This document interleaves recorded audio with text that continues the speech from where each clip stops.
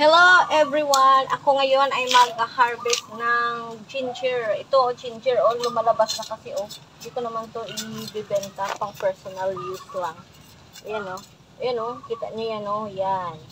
Lumalabas na yung ginger. So, kukunin natin sa madali lang naman magpatubo ng mga luya, Ito. I-ano natin siya. Kasi, ayan, tingnan mo, Tingnan mo.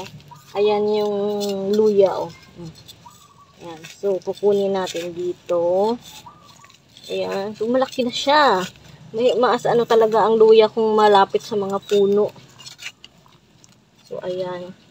So, ito ay luya. Ito ay luya. So, ayan. Ito yung nakuha kong luya kasi ilagay namin to sa sa aming lulutuin.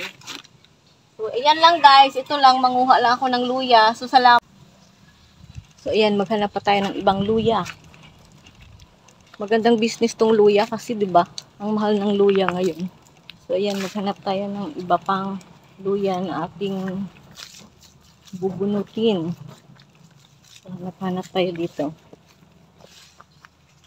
Saan pa ba yung ibang luya? So, ito. Diyan ko nakita.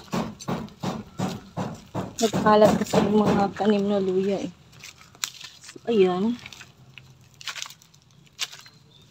So, ayan guys. So, ito marami na rin siya, Daming luya dito sa bahay.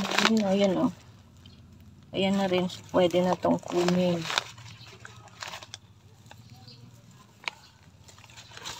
So, ito. Ayan.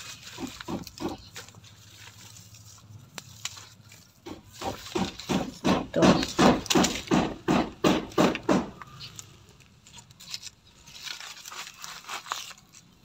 So, pwede na rin to siguro, Marami ng luya dito.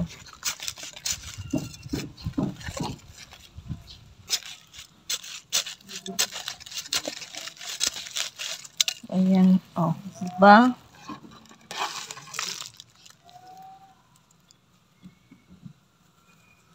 Yan, pwede na yan.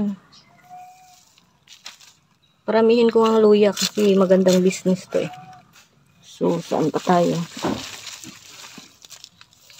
So, ito na nakuha ko.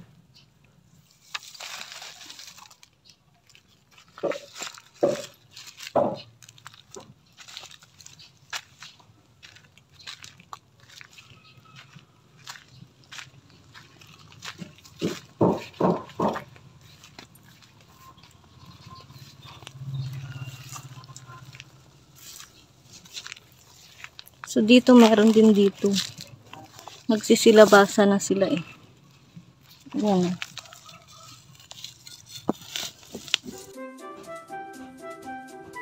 So, ayan, marami pa, May bulaklak na siya, Tingnan mo yung bulaklak ng luya.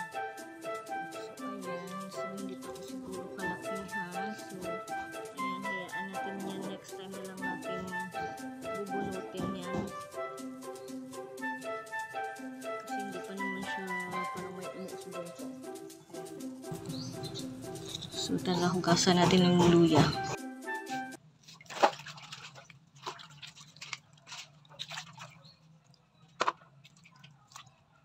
Dami kasi daming mga lupa.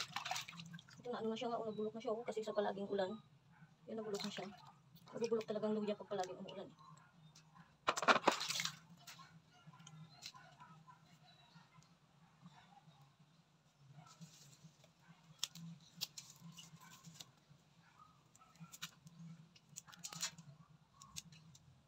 Ayan.